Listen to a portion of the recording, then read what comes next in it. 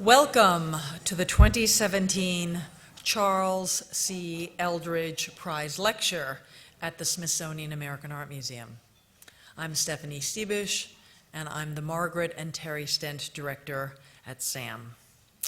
As this prize is named for and honors past director Charles Eldredge, it seems only fitting that I am here to introduce the program.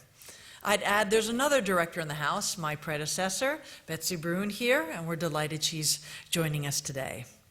So Charlie, as he is known, served as director of SAM from 1982 to 1988. And during that time, he founded the American Art Forum, which is a patron support group in 1986. And it is the American Art Forum that sponsors this prize. The award is made annually by SAM for outstanding scholarship in the field of American art. And further, it is awarded to a book-length publication that provides new insight into works of art, the artists who made them, or aspects of history and theory that enriches our understanding of America's artistic heritage. It further recognizes originality, thoughtfulness of research, and excellence in writing. I would note for you that 2018 marks the 30th anniversary year of the Eldredge Prize, and we will be announcing the winner shortly. However, today we come together to celebrate Jennifer L. Roberts, the recipient of this year's Eldredge Prize, for her book, Transporting Visions, the Movement of Images in Early America. This came out in 2014 and was published by the University of California Press, which has a pretty good track record of picking authors who have won the Eldredge Prize in the past. I'd note for you that the jurors, when they selected Jennifer, talked about her adventurous account, which provides an exciting indication of where the field of American art is going, as it pushes analysis of visual material into new terrain. So it is my pleasure now to welcome Marie Ladino, our managing editor of SAM's American Art Journal, to the stage, and she will introduce Dr. Roberts more formally to you. And I kindly ask you to silence those pesky cell phones in preparation for what promises to be an exciting lecture. Marie.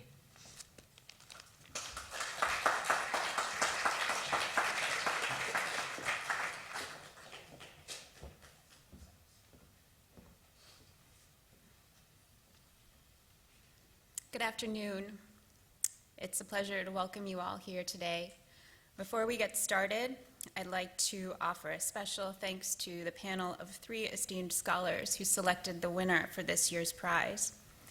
This year's jurors were Jennifer Greenhill, Associate Professor of Art History at the University of Southern California, Jessica May, Deputy Director, and Robert and Elizabeth Nanovic, Chief Curator at the Portland Museum of Art in Maine, and Akela Reason, Associate Professor of History at the University of Georgia. I'd also like to thank SAM staff members Siobhan Jones, Cary Jones, Willie Prost, and my Research and Scholar Center colleagues for facilitating today's program and webcast and for organizing the reception that follows. Our speaker today, Dr. Jennifer L. Roberts, is the Elizabeth Cary Agassiz Professor of the Humanities at Harvard University. An art historian focusing on British and American art from the colonial period onward, she has particular interests in print history, material studies, the theory and practice of making, the history and philosophy of science. She received her Bachelor of Arts in English and Art History from Stanford and her PhD in the History of Art from Yale. She joined the Harvard faculty as an assistant professor in 2002. She has received numerous external research awards and will occupy the Slade Professorship in Fine Arts at Cambridge University in 2019 and she'll give the Mellon Lectures at the Center for Advanced Study in the Visual Arts at the National Gallery of Art in 2021. Dr. Roberts is the author of 3 books spanning American art from the 1760s to the 1970s, including Mirror Travels, Robert Smithson and History, Jasper Johns in Press, The Crosshatch Works and the Logic of Print, and Transporting Visions, The Movement of Images in Early America, for which she received the Eldredge Prize. Her current book project, titled The Matrix, Print and Modern Creation, explores the physical and philosophical fecundity of printmaking processes with a focus on later 20th century art. At Harvard, Dr. Roberts is also a founder, along with Ethan Lasser of the Harvard Art Museums, of the Minding Making Project, which aims to develop rigorous methods of incorporating technical and artisanal knowledge into the historical and interpretive disciplines. Dr. Roberts' talk today is entitled The Moiré Effect, Print and Interference. Please join me in welcoming her to the stage.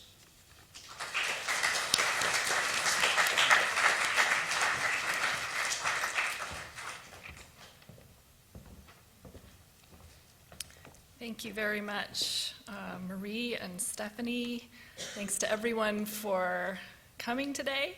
It's such a beautiful afternoon outside. I feel like it's a real sacrifice for you to be here in the dark, so I'm especially appreciative. I also want to thank the entire SAM organization, and particularly the SAM Fellows, for hosting me and welcoming me here today. And of course, thank you to the jury for awarding the Eldredge Prize to my book. So I'm incredibly happy to be here. I won't mince words. The Eldredge Prize is the prize that all Americanists want to win. And I'm really thrilled and humbled to join this list of illustrious colleagues that make up the roster of former honorees. And I'm also just thrilled to be here because it always feels like a homecoming for me to return to SAM. I had a predoctoral fellowship here while I was struggling through my dissertation on Robert Smithson back around the turn of the millennium. And this place really utterly transformed my work in ways that I could not have expected. It changed my way of working, it changed my vision of what was possible for the field. It gave me new colleagues and mentors, and I think this can't be emphasized enough. It gave me a treasured group of lifelong friends and scholars in the field, some of whom are here today, and I'm very happy to see them. I will admit, however, that there was one thing that worried me when I found out that I had received the Eldredge Prize, and that was that pesky lecture that one is expected to deliver upon receiving the award. And I had a small crisis trying to decide upon a topic, because presumably one is expected to give a lecture that bears some relationship to the prize-winning book. But I realized right away that this would be somewhat difficult in my case. Transporting Visions is a book that dwells on belatedness and the formative powers of delay. And indeed, it was delay that struck me as the primary challenge in thinking about a topic for this lecture. So Transporting Visions was published in 2014, but of course, in publishing time, it doesn't really belong to 2014. The manuscript itself was delivered sometime in early 2012. So really, we're talking 6 years ago now. And in fact, the vast majority of the book had been completed much earlier than this, in the summer of 2008, while I was compiling my dossier for my tenure case at Harvard. So really, most of the book was written 10 years ago. So to make a long story about a long story short, I have moved on from Copley and Audubon and Durand now. And this evening, I'll be looking forward instead, presenting some work in progress from my new project. Now, as many of you know, my scholarly efforts for the past 5 or 6 years have largely been devoted to trying to turn myself into a print scholar. And I am now working on a book that, as Marie mentioned, is called The Matrix, Print and Modern Creation. And the goal of this book is essentially to argue that the logics and operations of printmaking sit at the center of 20th century art in all media. And in some ways, of course, this 20th century project might appear to be a total non sequitur to Transporting Visions. But in fact, as I've realized really for the first time in having to put this talk together, there are in fact many threads that connect the two projects. This is the first, or part of the first paragraph of Transporting Visions. Suppose that one wanted during the 18th and 19th centuries to engage in what we might now call visual communication. to disseminate, circulate, or otherwise transmit an image. This would have meant that a picture, a physical thing, had to be floated, rolled, or dragged across the surface of the earth. Every moving picture, in short, was subject to the inconvenience of having to pass through the world. My favorite chapter of the book, and the one that taught me the most about the generative strangeness of this very inconvenience, is the chapter on Audubon, which traces the strenuous material reality of transmission in his monumental project, The Birds of America. Whereas normally we consider visual images to be lighter and more portable than their reference, so in other words, it's a lot easier to carry around a snapshot of the Washington Monument than it would be to carry the monument itself. I was drawn to Audubon's Birds of America because the reverse was essentially true. Audubon's double elephant-sized bird pictures had a much harder time moving through the 19th century landscape than did the birds themselves. And it was in that paradoxical contrast between the soaring and flittering of birds and the miserable dragging of 100-pound ornithological portfolios through swamps and cane brakes that, for me, I found that the paradoxes of visual communication became especially conspicuous and revealing. On the left is the snowy heron, plate 224 from The Birds of America. And on the right is Local Means, a 1970 lithograph by Robert Rauschenberg that will figure heavily in my lecture this evening. Local Means is one of a series of 34 lithographs that Rauschenberg produced at the legendary print workshop Gemini GEL in the fall of 1969 and early 1970. In July of 1969, Rauschenberg had been one of a small group of artists invited to experience the launch of Apollo 11 at the Kennedy Space Center. The lithographs, collectively titled Stoned Moon, meditate on the impact and implications of the lunar mission. Rauschenberg's image is in fact startlingly similar to Audubon's, and not only because both are prints depicting a water bird in a marshy southeastern landscape. Rauschenberg's print makes an explicit connection between the water bird and the rocket, and in doing so positions itself as something like an ornithological illustration of Apollo 11. Like the bird, the Apollo assembly is a slender white creature designed to break the bounds of Earth. Like the bird, the spacecraft is shown as embedded in an enabling natural environment. But the similarities are not just illustrational. Rauschenberg's print also shares the peculiar fusion of massive means and weightless aims that distinguished Audubon's double elephant birds.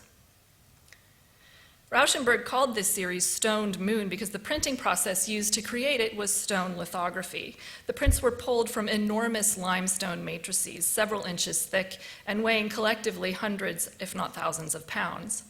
To develop this epic meditation, in other words, on technology and futurity, Rauschenberg chose the most massive and primordial means available. To convey humanity breaking free of its traditional dimensions into weightless space, Rauschenberg chose the weightiest possible manner of making a two-dimensional image. Now, I'll return to these stones later, but for now I'll just say that obviously I seem to be circling around the same fundamental question that I tried to address in Transporting Visions, namely how to model the relationship between the material status of art and its transcendental ambitions, between what we might call its object status and its apparition status. In Transporting Visions, I looked to transport as a situation in which these two halves of art would confront each other with special vividness and necessity. Now, I find myself looking at print and printmaking as another fundamental site for understanding this relationship. In printmaking, as in the state of transit, images are stretched uncomfortably between their two polar states of materiality and virtuality. On the one hand, when we think of printmaking, we think of issuing forth vast flocks of replications, overcoming the bounds of the singular image object, entering the strange non-gravitational realm of mass reproduction. But on the other hand, these prints are born from direct physical contact between plates or screens, pulpy paper, and sticky, squishy, viscous inks, usually done under crushing pressures or brokered by massive machines and equipment. Prints are made heavily, even if they seem to circulate lightly. Now, it's the light side of print that has received the overwhelming amount of general art historical attention in recent years. Dissemination, democratization, virtualization, all the things that happen downstream of the actual making of prints have come to be seen as the source of their significance. The role print plays in the broad narrative of art history is as an accelerator or booster of virtualizing replications, usually of other original artworks. Print's heavy side, its material and technical constitution, the inks, papers, presses, matrices, and workshop practices, has received much less attention within the broader history of art, especially in modern and contemporary art studies. And it's here that I'm trying to spend a lot of my time these days, delving into unfamiliar techniques and processes, both artisanal and commercial, of printmaking. The goal is not to get lost in the techniques, something that is very easy to do, but to link the technical and the virtual in defining a kind of material ontology of print, to better model its fundamental operations, the ways of thinking that it requires and encourages. And I should say that this is something that I think has been quite avidly pursued for photography over the past 50 years or so, book after book trying to come to terms with what the ontology of photography is. But this has not happened, at least not sufficiently, for the world of print and printmaking. Let's return to our slide comparison. Audubon's Birds of America comes to us courtesy of the process of aquatint. The shades and tones that help enliven the birds on Audubon's pages were made by sprinkling tiny grains of rosin, a wax-like substance, onto a copper plate, then heating the plate so that the rosin melts slightly and adheres to the copper. And on the left is a close-up of what an aquatint looks like. The copper plate is then immersed in an acid bath, and while the acid eats away or bites into the plate, the tiny specks of rosin resist the acid, and eventually one has a topographical pattern of tiny mesas and valleys that can be printed in the usual manner on an etching press. These days, these tiny networks, dots, and reticulations on the surface of matrices are the first thing that I want to know about when I look at a print. Although I am sorry to say that I was completely uninterested in aquatint when I was first working on Audubon. Now, Rauschenberg's lithograph is especially interesting in this respect. The photographic images on the lithograph are printable and transferable. In other words, they can be moved and transferred between surfaces because they have been converted to halftones, like the tiny aquatint grains that pass Audubon's image from matrix to paper. Rauschenberg's photographic material is made up of tiny halftone dots. But whereas Audubon's aquatint is what's known as a stochastic or random form of reticulation, Rauschenberg's halftone is mechanically generated from a perforated grating that sets the image into a perfectly regular grid. And this is not actually a detail of the Rauschenberg, but it's a good image that I found showing the structure of a halftone. In the area where the two halftones overlap on this print, the regularity of the grid creates a palpable Moiré effect that essentially repeats the underlying halftone at a much higher magnification. There are ways of suppressing this kind of Moiré effect in layered media like this, and printmakers usually do everything they can to avoid the eruption of Moiré from the overlap of screened images. But Rauschenberg chose to let it emerge here in this print. So this eruption of Moiré in its broad historical context and its relationship to 20th century print technology is what I'll be exploring this afternoon. I want to talk first, try to develop a kind of history and philosophy of the Moiré effect in print, then zoom in for a while to the 1960s, where we see Moiré becoming a conspicuous aspect of the rise of mechanical reproductive media. And then finally, I'll focus back in at the end on Rauschenberg and his use of Moiré, and in order to try to identify some future potentials for a study of the Moiré effect. And this is very much a work in progress. I'm very happy to have the opportunity to share it with you and look forward to your comments afterwards. So what is Moiré? Moiré emerges from the superimposition and slight misregistration of two or more regular patterns. A classic Moiré pattern is composed of two sets of parallel lines that are at a slight angle. But Moiré patterns can also develop out of grids or dot arrays, curved lines, and innumerable other arrangements. The key quality of a Moiré pattern is that it emerges in a nonlinear way from its component structures. It does not exist in either individual pattern, but is generated only in their combination. Depending on the mutual angles I find this slide really funny. I had to put it in. There's something about shirts and moiré. I'm not sure what it is.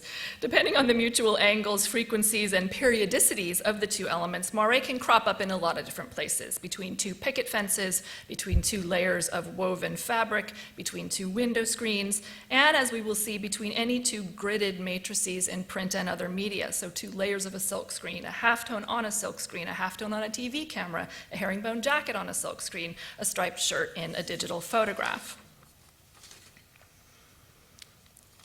The word moiré emerges from the history of textiles. It's a French term that originally referred to the shimmering quality of what is also known as watered silk in French textile production.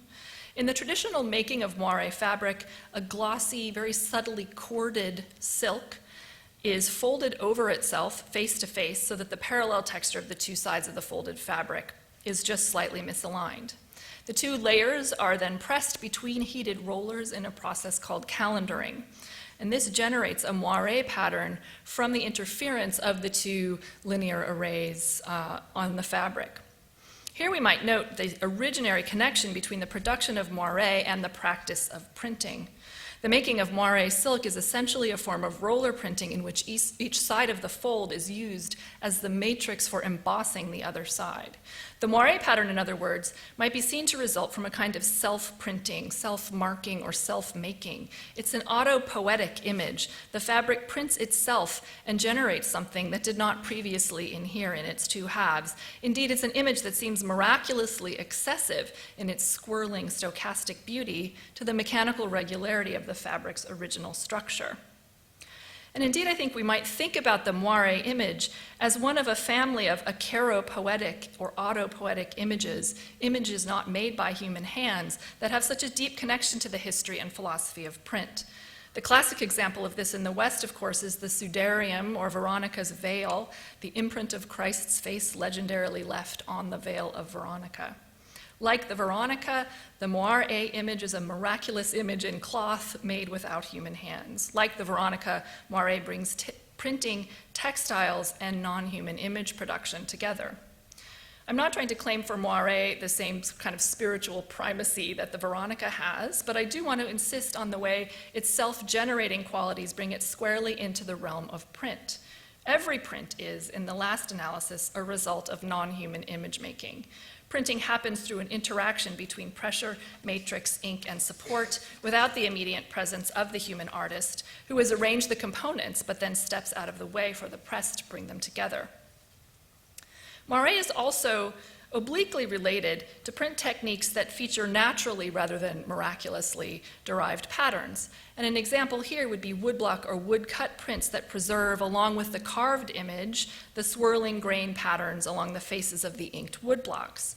The late vertical landscapes of Hokusai in the 19th century are excellent examples of this phenomenon.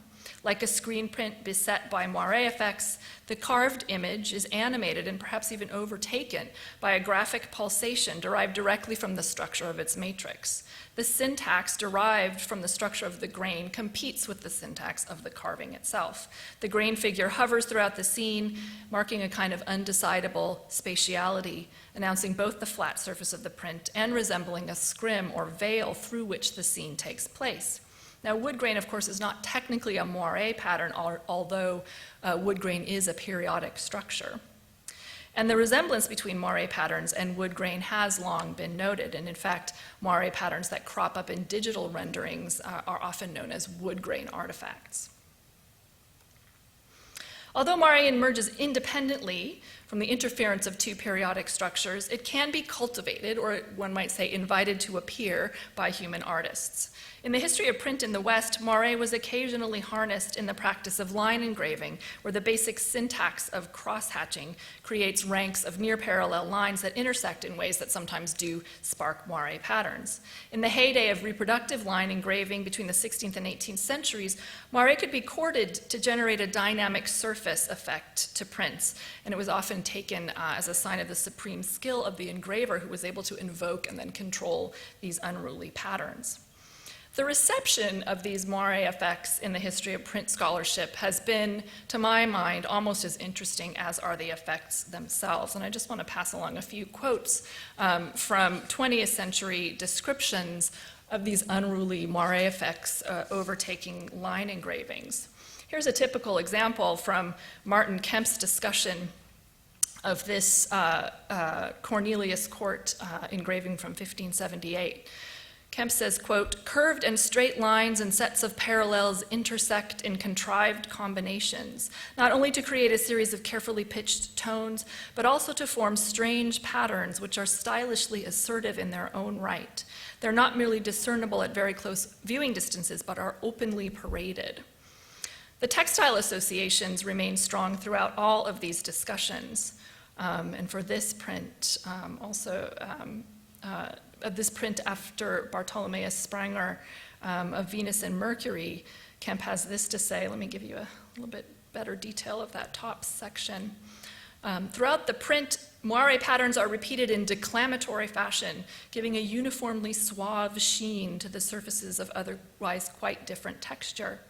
The net effect is to make these figures look as if they are encased in membranes of diaphanous organza of relative degrees of fineness and translucency. Most damningly, we have the great print scholar, whose work I very much admire, nevertheless, William Ivins, associated this kind of moiré with an almost criminal disregard for the representational task at hand in reproductive line engraving. And he mentions, quote, "the 18th century's interest in the moiré of engraved lines and its forgetfulness of the picture," end quote. In every case that I've encountered, moiré is related to decadence, luxury, and distraction, even forgetfulness, and is understood as contaminating the proper focus on reproduction and subject matter. The relationship between this disorder in pictorial clarity and the interference of a textile logic is also made clear. This is a place here in reproductive line engraving where the power of the line, we might say of disegno, is taken down. In fact, what is most threatening about moiré here is that it doesn't set itself up as a kind of clean foil or opposition to line. Rather, it threatens the very binary between disegno and decoration because it shows decoration erupting from within linearity itself. And this, it shows the ease with which line can become diaphanous and decadent. This is one of the reasons that there's a very strong potential, to my mind, to develop a queer studies reading around the moiré effect. Recall to Kemp's alarm that these effects are, quote, "openly paraded" across the print.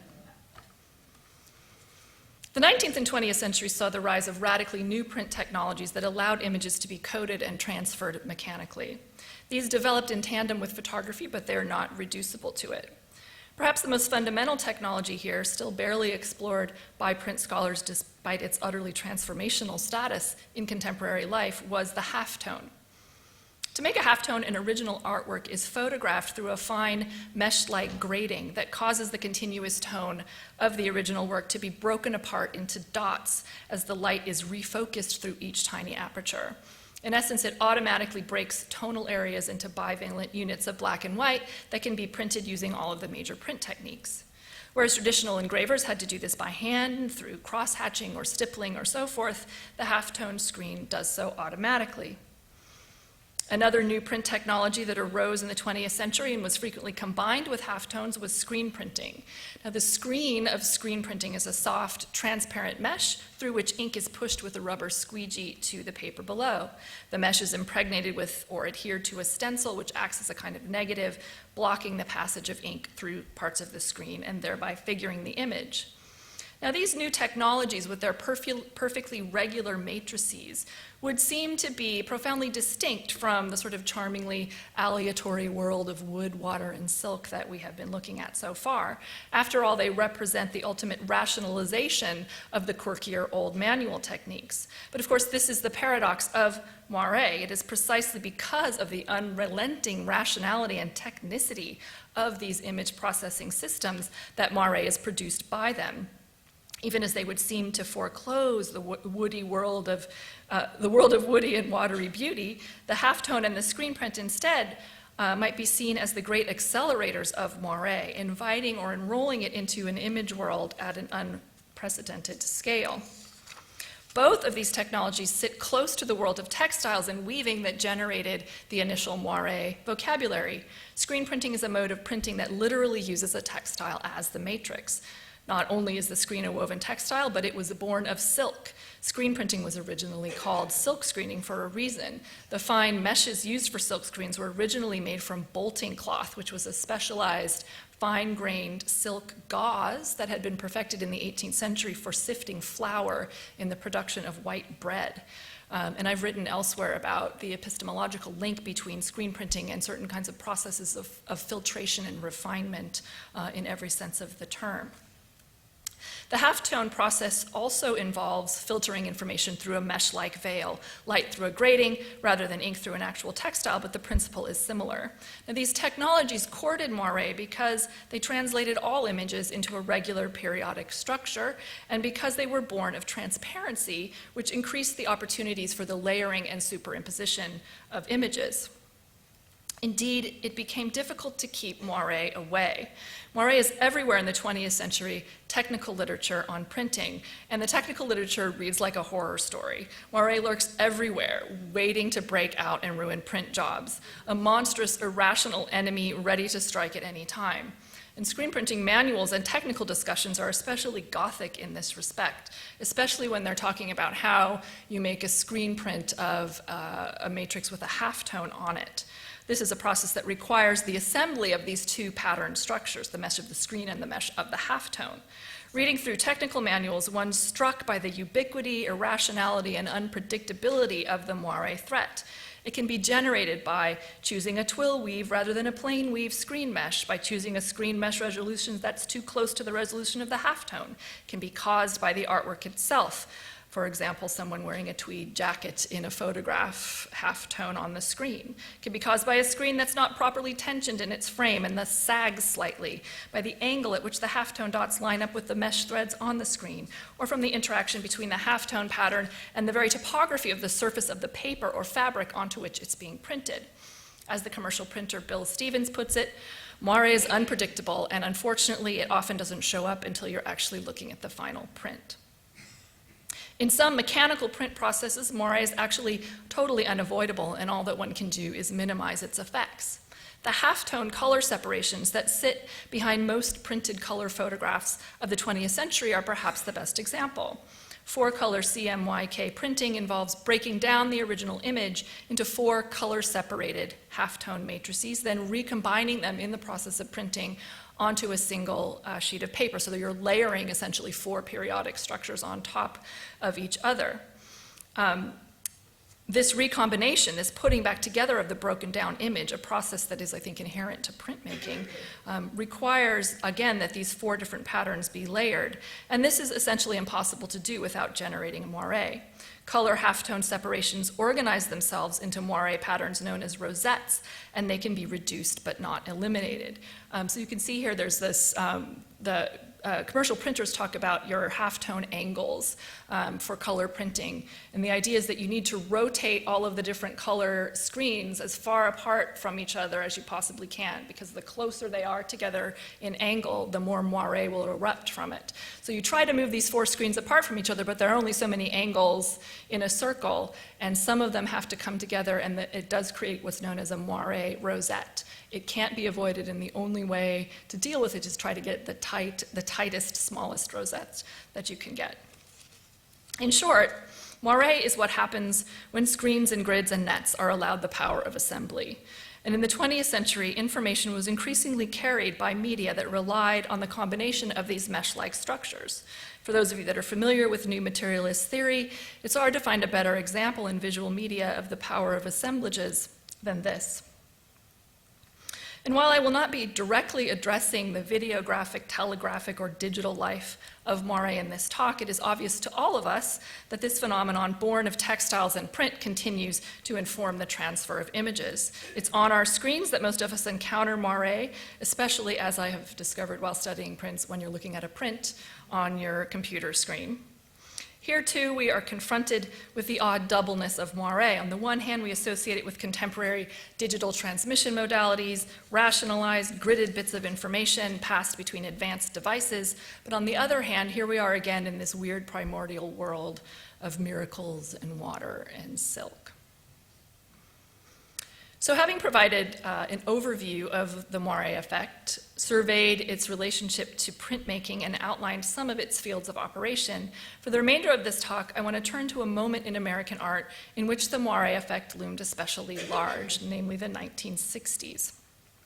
Now, when we think about where the Moiré effect might best fit into the art of the 1960s, we might naturally place it in the realm of op art, or its kitschy and trippy extensions in the psychedelic movement.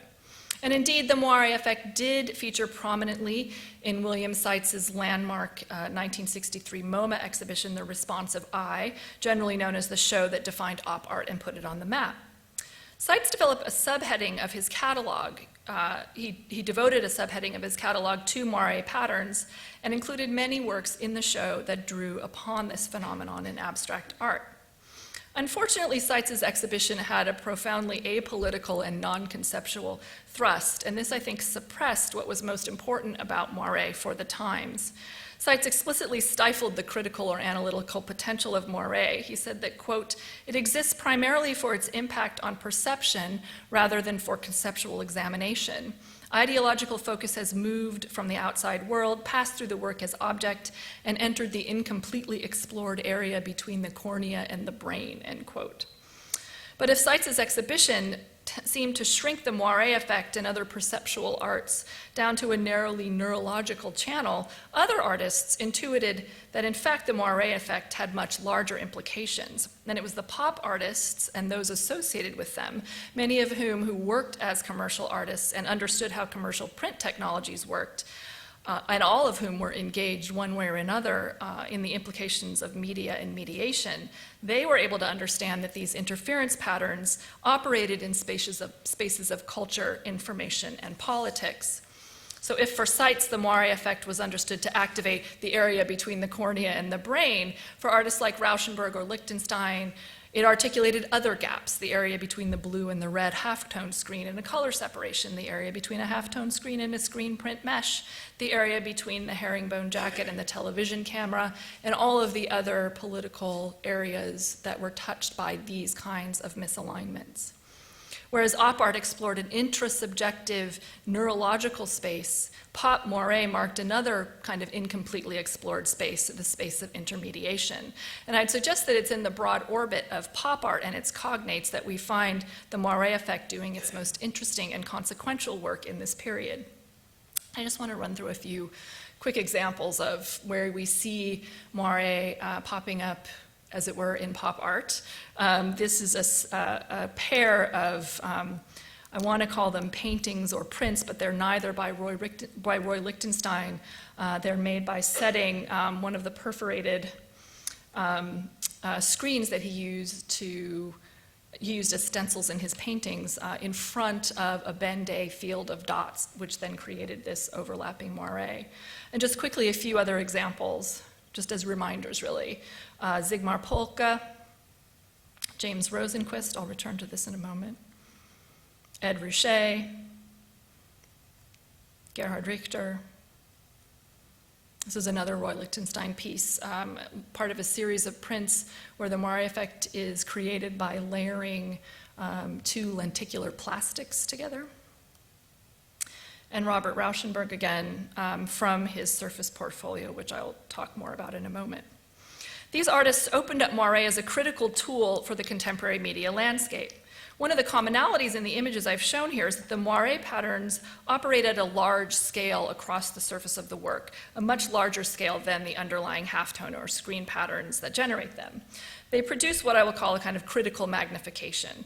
And in this, they were seizing upon a property of Moiré that had only recently been systematically explored by scientists and was just beginning to emerge in the popular scientific literature. And here I'll return to one of my first slides.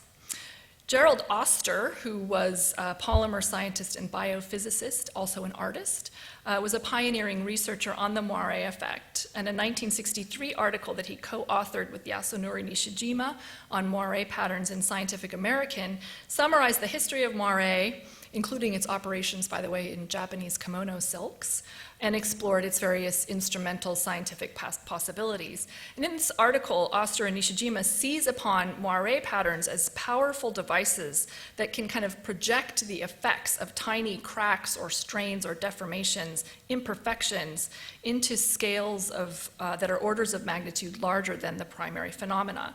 So they show, essentially quite counterintuitively, that the smaller the misalignment between two patterns, the greater the magnification. So if you have two arrays and one of them has a very small flaw, it will immediately pop up as a moiré effect if the moiré effect is properly staged. One of their primary examples involves the printing of halftones. If two halftone screens are offset by a large angle of rotation, the moiré is difficult to perceive. But as the two are rotated so that the screens are only slightly off, the magnification of the moiré pattern increases drastically. And they suggested many ways of using this magnification technique to test and analyze objects for strain or imperfection. And in fact, now following upon this research, moiré interferotomy and many kinds of moiré optical devices are used within the sciences, particularly in strain analysis in engineering. As Oster puts it, moiré patterns are an extremely sensitive means of visually detecting minute differences. Now, by way of proposing various medical and scientific uses for the moiré phenomenon, Oster and Nishijima could plausibly be accused of just instrumentalizing it. But I think at the same time, they were also working to pull the moiré effect away from the status of optical spectacle or perceptual game and implicitly theorizing a kind of critical potential for these patterns. William Ivins had influentially defined the halftone and the screen print as pictorial statements without syntax. And what he meant by that was that, unlike the kind of luscious and meaningful cross-hatching that you would get in a hand-done line engraving, these mechanical grids are so small that they have, quote, retreated below the threshold of normal vision, end quote. Pop artists seem determined to prevent them from also retreating below the threshold of critical attention and inquiry. Although the two scientists imagined that magnification doing work within the sciences, pop artists intuited that it could also work within the arts. Pop art shared, of course, in this rhetoric of critical magnification in many ways. Think of all the outsized photo screens, conspicuous Ben-Day dots, intentional silk screen mishaps, and glaring misregistrations that were so typical of pop art at this time. And these were fundamentally about demonstrating, I think, that there were powerful forces pulsing invisibly below the visual threshold in the world of printed media. So just to give you one example of how we might see this kind of critical use of moiré in a work of pop art, I want to turn to this, which is a screen print by James Rosenquist called Circles of Confusion. And this work features a field of blurry colors interspersed with the General Electric logo. And as Rosenquist explained, the title Circles of Confusion is the term for that colored dappling that appears in the viewfinder when you look through a camera lens into the sun. But it also applies beautifully to the shimmering pattern of the colors as the halftone screens interfere with each other, generating rosettes that Rosenquist has invited to erupt throughout the image. For Rosenquist, these circles of confusion suggest other confusions besetting Americans in the Vietnam War era, particularly the increasingly pernicious overlapping of the consumer and military sectors. Famously, GE was a defense contractor as well as a maker of light bulbs. In 1963-64, it reported the highest profits from munitions of any US company. And in essence, I think Rosenquist is using the emergent properties of moiré here, a pattern made by the combination of other patterns, to evoke the uncertain new threat of the military-industrial complex, an emergent social, political, economic form that was looming up from the combination of the consumer and military syntaxes. The critical moiré here in Rosenquist's print, I think, suggests a special form of detective work that reveals hidden aggregations and alliances of power. Now I want to move on to a closer examination of Robert Rauschenberg's work. Rauschenberg's experiments with moiré were especially rich and multivalent, and I want to spend the remainder of my time looking closely at a few series of prints that he produced in 1969-1970 that constitute a really intensive period of exploration of this phenomenon. Because of his importance to 20th century art as well as the multivalency of his practice, his work with Moiré, I think, is an especially good place to begin to perceive the broader analytical possibilities of a focus on the Moiré effect. So first I'll just introduce these print projects, which are lesser known within his oeuvre, and then offer a prospectus of what a larger study stemming from these as informed by the history of Moiré might suggest for the study of later 20th century art. So in 1969, Rauschenberg worked at the legendary print studio Universal Limited Art Editions, or ULAE, in Long Island on a series of 3 large photolithographs. A set of images, including several of Rauschenberg's own photographs, were commercially translated into halftones and enlarged onto acetate sheets. Rauschenberg then cut these up and arranged what was essentially a kind of transparent collage of half-toned acetates on top of the lithographic stone. The stone was then exposed and printed in the normal lithographic fashion. In certain areas across these prints where the half-tone patterns in the photoacetates overlapped, a Moiré pattern developed, and these are somewhat difficult. It might be difficult to see from where you are, but you can see little spots of Moiré. I have a pointer, I should use it. Here, and in here, in this one, and here on the turtle, which is actually a photograph of Rauschenberg's pet turtle, Rocky. Rauschenberg was struck by the watery effect of the Moiré, and he gave the prints titles accordingly, and these are called Tides, Drift, and Gulf. A few months later, he began work on the Stoned Moon series in Los Angeles at Gemini. Many of the 34 lithographs in this series were also made from photosensitive stones in the same manner as Tides, Drifts, and Gulfs, and the scale of the project and the size of the stones was really the main difference. Now, launching these lithographs, I have to say, was a sort of technological effort commensurate in the print world with the kind of massive collection of efforts at mission control for the Apollo mission. For 2 months, the printers at Gemini worked 14 to 16 hours a day with Rauschenberg, often spending the night at the print studio. And also 2 of these prints were the largest prints ever pulled from a hand-fed stone lithography press at the time. Here's just a few progress photos of the work on the Stone Moon series. You see the giant stone, and on the left you see Rauschenberg holding up a couple of these transparent photo acetates, which were layered to create the effect on the stone. And here is an example of one of the Stoned Moon prints called Bait, and with the detail of the Moiré section. Here's Tracks and Trust Zone. Here too, the Moiré effect, it's not always announced conspicuously. It creates a sort of subtle effect on the print. So you can see the Moiré over here on the right in Trust Zone, and here in this part of the photograph for Tracks. And here are just a couple other shots of that. Then in 1970, Rauschenberg went to Malibu with the intention, as he said, of doing a large, peaceful watercolor. Exhausted by information overload and bad news in the papers, he had planned an escape from current affairs.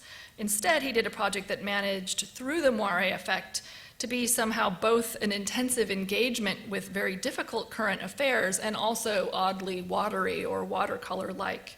He created a set of collages from articles and advertisements clipped from multiple newspapers from January and February of 1970. So he subscribed to, I think, 7 different newspapers and got multiple copies of each and cut these up and created a series of collages. These were then transferred to silk screens and printed. And he titled this series Currents, no doubt playing on the double meaning of the term, both in terms of news and watery flow. The series is printed from 3 halftone screens, white, flat black, and gloss black. And this is a standard, as we've seen, a standard kind of color separation technique. But instead of taking the necessary steps to avoid the inevitable Moiré effect, Rauschenberg instead courts it by rotating slightly off-register one of the halftone patterns. So the entire surface of each of these prints is totally overtaken by Moiré. And here's just a detail of what the surface of these prints looks like. These are kind of difficult to look at. They're dark, difficult, and ugly prints, although the Moiré effect, I think, gives them a kind of Baroque quality that exceeds the bare information on their surfaces. All right, so now I want to finally finish by diving back in selectively to these three projects to develop a prospectus, as I've said, about how we might think about Moiré in the 20th century. And I just have sort of three prospective ideas of how I would like to work further on this material. First, the persistence of textiles. Second, the printedness of photography. And third, the rise of emergent surfaces. First, the persistence of the textile. Rauschenberg's photolithographs, like his silkscreen paintings, are normally interpreted as part of a transition in his work away from the kind of funky collage materiality of his combine paintings and into a field of media operations that more closely resembled the smooth scanning surface of the photograph or the television screen. As Rosalind Krauss notes, by moving into image transfer in the silkscreen paintings, Rauschenberg was, quote, replacing the collage condition of his combines with the seamlessness of the photographic print, end quote. Brandon Joseph makes a similar point, emphasizing Rauschenberg's, quote, seamless coincidence of diverse imagery, end quote. And again, what's emphasized here is the seamlessness of the image combination and its fundamental link to the technology of photography. But if we attend closely to the Moiré patterns that Rauschenberg invites into his work, we see that the sort of textile logic of the combine paintings is still fully operational in these later works that might appear otherwise to appear to be all about photography. First of all, it's hardly seamless, and here I would just ask you to think about the textile origins of the word seam and seamless. It's hardly seamless. The Moiré evokes a kind of delamination, in fact, of the layers of media that it demonstrates. It talks about the sort of separation, misregistration of information rather than its perfect integration.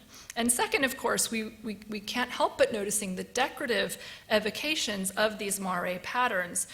These resemble nothing so much as the polka-dotted fabrics that Rauschenberg so frequently used as collage material in his combines. And on the right is one of his first combine paintings, Yoicks, of 1954, now at the Whitney.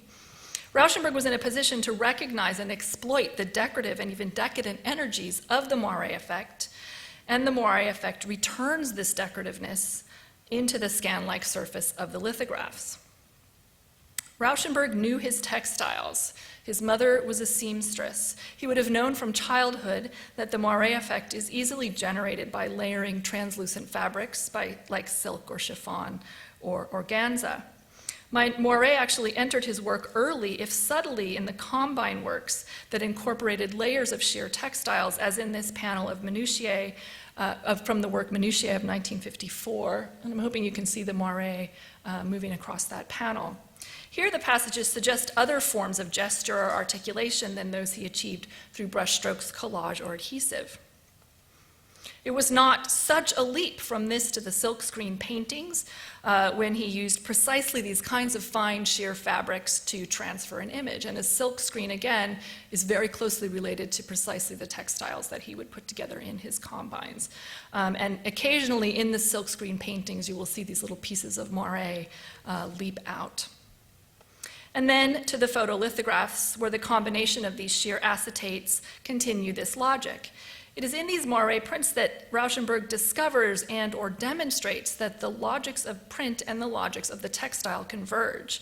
The implications of this are legion, but in thinking about them, I've been stimulated in particular by Carol Armstrong's recent writing, in which she analyzes the way Seurat uses the weave-like texture of the surface of laid paper to create divided marks in his Conte drawings. And Armstrong is developing a kind of feminist model of the matrix through her work on late 19th century French art that I think is very helpful in this instance. She insists upon a model of formal innovation that emerges from the matrix of the support rather than the kind of imposition of form onto a sort of passive matrix. And this is how Rauschenberg is essentially using the halftone, I think. This is what he's showing us about the halftone, namely that the matrix is the syntax. It doesn't simply wait to receive the syntax. Second, the printedness of photography. I've suggested that Rauschenberg's seemingly photographic work is better understood in the language of textiles. By the same token, the study of his Moiré also demonstrates that his so-called photographs are really, in the last analysis, prints. These erupting moires demand, I think, that we think more subtly about the assumption that photography provides the master rubric for Rauschenberg's work of the 60s. Our view of photography as a kind of master medium of the 20th century is so thoroughly entrenched that it's hard to think otherwise. But Rauschenberg's Moiré compels us to recognize that the so-called photography that permeated the 20th century, overturning its logics of image and evidence and nature and authorship, is, again, arguably in the last analysis, really a logic of print. We say that the images in Rauschenberg's paintings are photographs, but really they are prints. We say that the images in 20th century newspapers, magazines, posters, broadsides, billboards are photographs, but they are not. These photographs are printed matter, ink on paper made on printing presses. They may once have been photographs, but they were translated into a halftone raster and transformed into chemically or topographically printable surfaces and then printed. Rauschenberg, of all artists, knew this. The solvent transfer process that put him on the map of 20th century art, opening an entirely new vocabulary of the image, could only have emerged because he recognized his source pictures in magazines as prints, not as photographs. He soaked these images with lighter fluid, turned them face down on the page, and rubbed the back with an empty ballpoint pen. You can't do this with gelatin silver prints sent back from Kodak. Rauschenberg knows these are prints, ink on paper, ink that he can transfer from one surface to another. And again, this kind of face-to-face transfer is in itself a kind of inherently printerly operation. In the same way, he takes advantage of the screened structure of printed photographs to generate the Moiré effect. You can't generate the Moiré effect from gelatin silver photographs or from 35 millimeter slides for that matter. Moiré depends upon and announces these coded patterns of the mass printed image. And here it relies not so much on the fact that prints are made of ink, but that what we call photographs live in this world of frequencies generated by the mesh structure of the halftone print. So the 20th century, again, has often seemed to be the century of photography, and I don't mean to imply that it has not been a transformational medium, but I merely want to suggest that much of the art and visual culture that we think about in photographic terms, such as Rauschenberg's art, has hitched a ride on the back of print, like the Apollo capsule on its rocket and boosters. And if we're truly to understand the mediascape of the 20th century, and particularly its transformations in the digital age, we have to work harder to understand that century's logic of print. Finally, the rise of emergent surfaces. I want to make a few notes about the strange form of surface spatiality that Moiré patterns create. Rauschenberg and other artists experimenting with Moiré are doing so in an environment when various different models and philosophies of the picture plane are being hotly debated. The Renaissance window pane picture plane, Greenberg's modernist picture plane, and especially, of course, Leo Steinberg's flatbed picture plane, which was an enormously productive model developed out of Rauschenberg's work. But the surface beset by Moiré does not quite fit in with any of these models. First, I want to note that the autocatalytic qualities of the Moiré make it a kind of live or responsive or agential surface that's not really captured in these existing models. Rauschenberg explored this in this first set of Moiré heavy prints in 1969, and here again is Tides. Tides, Drift, and Gulf all feature iconographies of bodies and flows. Tides here includes a woman's bare torso along with a fire plug, a toilet bowl, and a series of other dimly perceived body parts. There's a concern here for capturing or calibrating wetness from dry media, one that's mirrored in the materiality of the process itself. Acetate halftone sheets, dry optical photographic media, processed through these watery adventures of lithography and generating the watery effects of Moiré. And that the Moiré erupts, I think, in this particular context in Rauschenberg's work is notable. The pattern in this realm begins to suggest goosebumps or blushing or other physiological forms of epidermal sensitivity. These do suggest a kind of libidinal flow or buzz.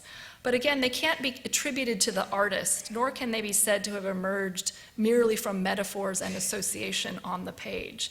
They belong to these autonomous operations in the surface of the print itself. This is a surface that's not window-like or floor-like, but perhaps skin-like.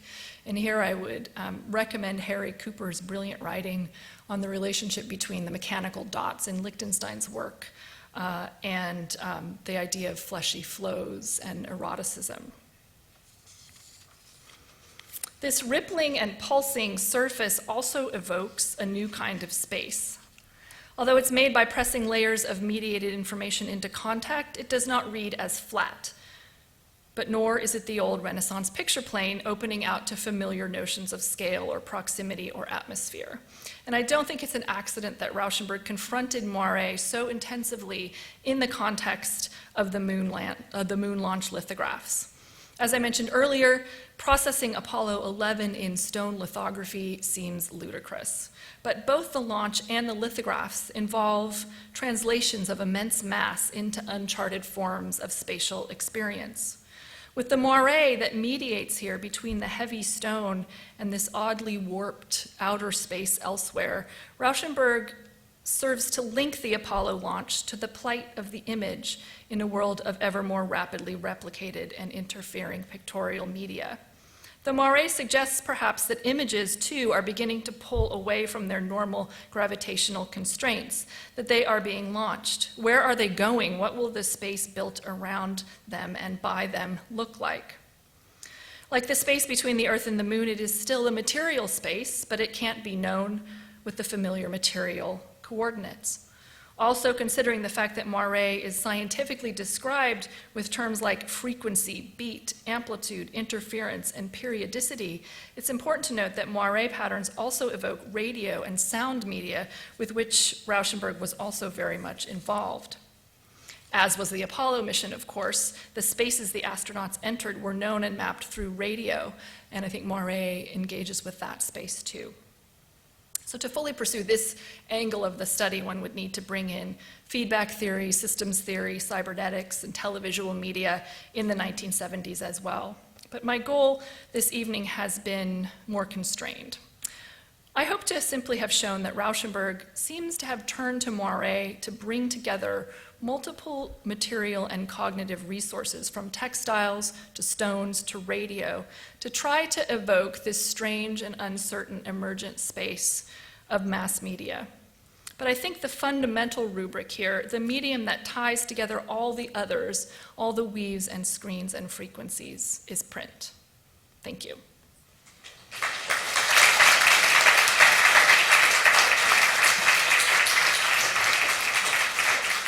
Yes, if you know of any good moiré, please send it to me.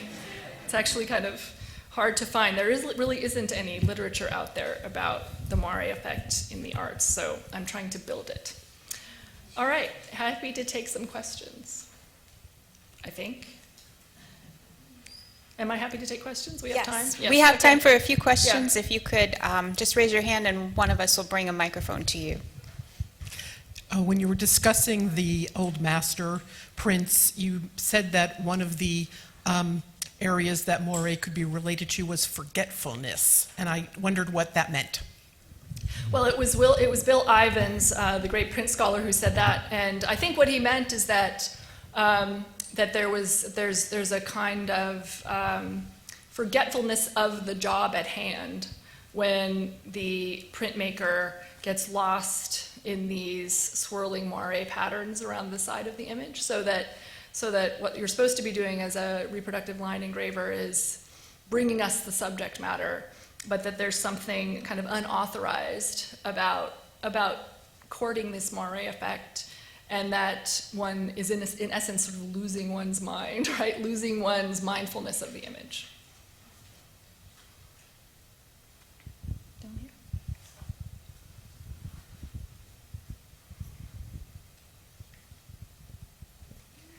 I just wanted to ask kind of a technical question about the whole halftone grid that creates the moiré when the two grids are not completely lined up. You started out by talking about another process that was more stochastic. Yeah. What if you started with a halftone grid that was not exactly regular? You could create it by starting with something regular, but distorting it in a kind of stochastic fashion, and then you laid 2 of those grids with? Yeah, well, Do that you is destroy the moiré?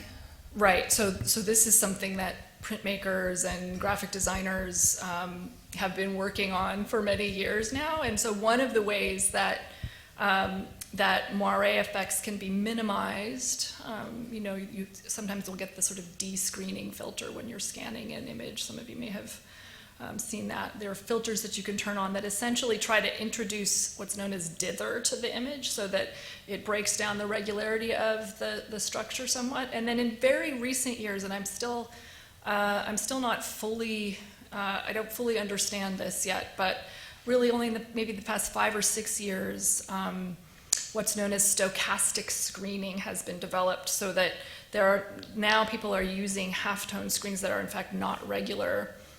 They're randomized, and how exactly they're randomized, whether by computer or by physical means, I'm not entirely sure. But often what screen printers will do will have a multicolor separation, and they'll take one of the colors and do it with a stochastic screen so that it doesn't interfere with the rest of them. And in a way, it's just now that the print industry is essentially circling back around to aquatint, to the kind of natural surface of aquatint that's made just by like the random patterns of grains of rosin falling gently on the plate in this kind of atmospheric process. So there is a great value in being able to produce randomness, but you need to somehow have both randomness and the kind of regularity you need for mass reproduction and for systematic operations.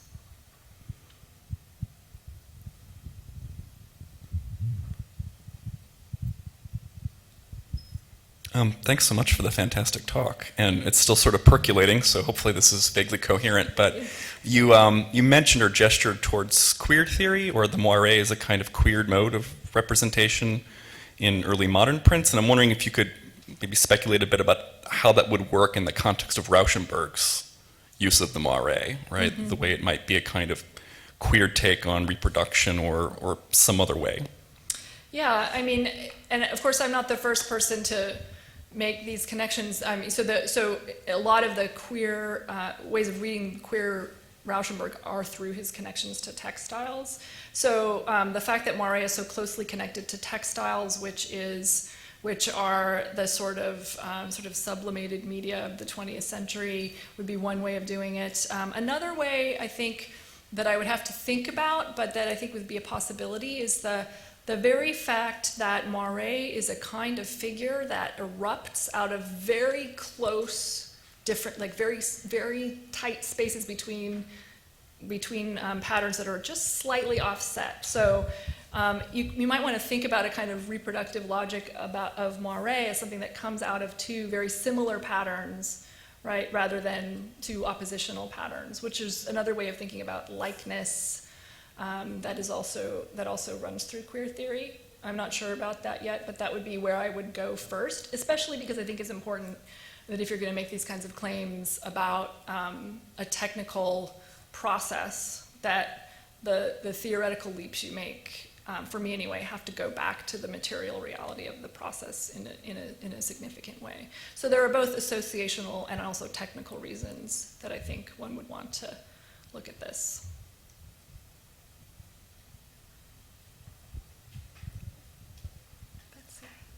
Oh, we have someone back. Sorry. Yeah, Jennifer. I was really interested in viewership of Moiré, and having not tried to look hard for it before, this was kind of an introduction in looking for it. But I was struck by the way that sometimes it popped right out, and then sometimes you sort of had to look for a while and it kind of gradually emerged. So I'm curious, is viewing Moiré always the same? Are artists trying to play around with kind of making it visible and sort of invisible? Right. Or is it always a standard sort of you see it or you don't kind of a thing? Right, that's a great question. And I think at the basis of that question is the question of whether it is in fact an optical illusion, as it was essentially presented in the Responsive Eye exhibition. And it's very complicated. There are so Moiré it's an objective phenomenon. If you put two screens together, you will have an actually different pattern on the paper that you see in front of you, a machine can see it as well as a human. And it's also, another way we know that it's not just optical is that it also operates in the aural register, so that, you know, you can actually, and this is something I don't understand well but would love to, I mean, you can compose a piece of music so that the frequency of the sounds generates moiré beats, you know, at certain points as the sound is unfolding. But you can, but much of the whole task of trying to reduce moiré is usually about trying to make it less conspicuous. So you can have very subtle moiré that is at a frequency that is sort of beyond the scale of human, and also sort of that you can affect the sort of contrast between, or what's known as the amplitude of the moiré, where the pattern is highly contrasted with its background or not. So there are ways in which it becomes more or less conspicuous to the eye, but it is not simply invented by the eye. One isn't actually perceiving or interpreting something that doesn't have any objective basis in the image. Also, if you move, it also responds to movement. So if you're looking at two sheets of silk chiffon that are pressed together, as you move, the angles, their misregistration angle will essentially change in relationship to your eye. So that's why moiré is often associated with certain kinds of kinetic games as well.